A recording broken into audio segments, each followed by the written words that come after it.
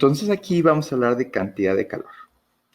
Entonces, la cantidad de calor, vamos a entonces en este capítulo entender cuál es la relación entre calor, cambio de temperatura en un objeto, y esto desde la perspectiva de la energía y la materia. ¿Listo? Entonces analizaremos cómo un material responde a una entrada de calor y responde de dos maneras. Entonces el calor lo vamos a llamar Q. ¿Listo? Y entonces responde de dos maneras distintas. Una, cambiando predeciblemente su temperatura de manera equivalente a la cantidad de calor que entra. Entonces yo caliento un tarrito de agua, le inyecto cierta cantidad, digamos 10 joules de calor, y eso implica un cambio de temperatura específico de esa cantidad de agua. La otra cosa que vemos es que a veces los objetos llevan a cabo transiciones de fase. Entonces, tú inyectas el calor y en vez de registrar un cambio de temperatura, lo que registras es un cambio en el estado del material, pasando, digamos, de sólido a líquido. Entonces, para empezar, vamos a ver, yo prendo un fogón y entonces con el fogón prendido, pues yo genero una entrada de calor y entonces se registra un cambio de temperatura. ¿Listo? Ahora, es importantísimo, yo creo que una de las cosas más importantes que queremos que aprendan el día de hoy es que el calor es solo una manera de transferir energía al material. Entonces, hablemos de calor como un tipo de energía. Entonces, aquí está apuntado en rojo para que no se les olvide. El calor es solo un tipo de transferencia de energía. Puede haber otros tipos de transferencia de energía como mecánica, por ejemplo, una de ellas. Esto lo descubrió Sir James Joule. Entonces, antes se creía que el calor era algo que tú acumulabas y que le pasabas a alguien más o algo más, y luego que eso no tenía nada que ver con otros tipos de energía. Pero James Joule encontró lo que se llama el equivalente mecánico del calor, o sea que encontró que el calor podría ser sustituido por un proceso mecánico, puramente mecánico. Entonces aquí les mostramos, miren. Primero, pues por acá. Por este lado, pues tenemos el tarrito calentándose con el fogón y yo sé cuánto calor inyecté porque sé cuánto, por ejemplo, alcohol quemé. ¿Listo? Y entonces registro un cambio de temperatura. Él lo que hizo es cambió la situación, puso también un tarro con agua, lo aisló térmicamente, bien aisladito, entonces esto está aislado térmicamente para que no hubiera cambios de temperatura del líquido interior, y le conectó una palanquita, la cual tenía una pesa. Y ¿cómo se llama? Estas aspas iban girando a medida que la pesita iba bajando. Entonces, él encontró que él podía también aumentar la temperatura. Entonces, vean aquí. Aquí aumento la temperatura del objeto a medida que baja la pesita. Entonces, él pues midió cuánta energía le estaba metiendo al agua simplemente midiendo cuánto bajaba la pesita, y registró el cambio de temperatura. Entonces encontró la equivalencia mecánica del calor. Entonces si yo, digamos, quemo 1 gramo de alcohol, ¿listo? De alcohol etílico, por ejemplo. Entonces él sabía cuál era el equivalente mecánico de esa cantidad de calor porque los dos registraban el mismo cambio de temperatura. Entonces ahí está.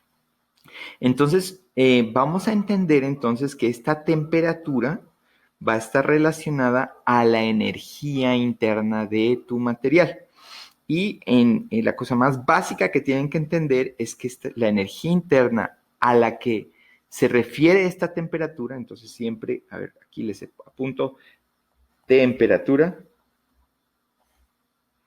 Esta energía interna está asociada a la energía cinética. Acuérdense de física 1, la energía cinética molecular.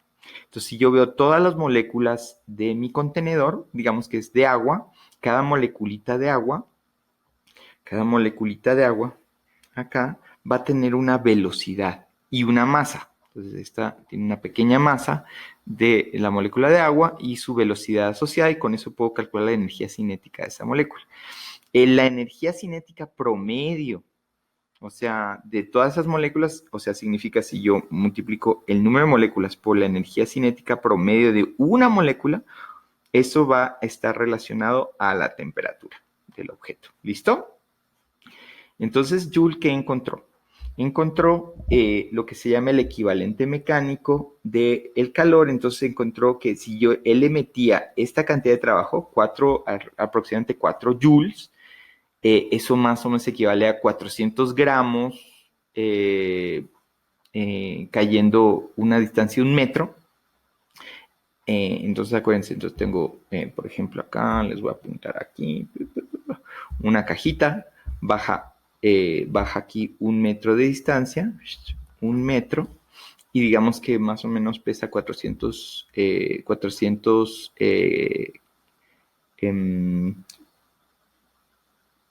4 kilogramos, digamos que pesa 400 gramos, 0.4 kilogramos, y multiplicando por G igual a 9.8, más o menos equivale a esta cantidad de trabajo. Entonces, eso era la cantidad de trabajo que él necesitaba para calentar 1 gramo de agua, 1 grado Celsius. Entonces, eso es el equivalente mecánico.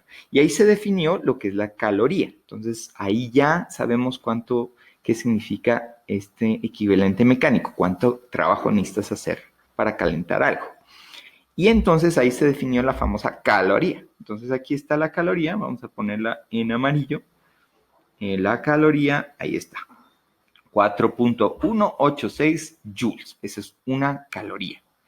Y una kilocaloría, que es lo que normalmente aparecen en los paquetes de comida, o sea, cuando tú te reporta cuántas calorías tiene este paquete de Doritos, entonces ahí es una caloría con C mayúscula y eso equivale a 4.186 joules.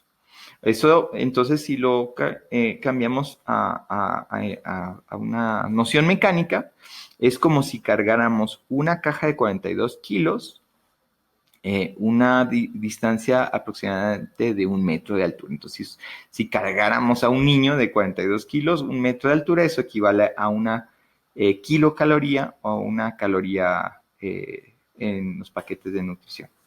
Hay otra unidad importante que se llama el British Thermal Unit, BTUs. Se las cuento porque esta se usa mucho en la parte de ingeniería civil, por ejemplo.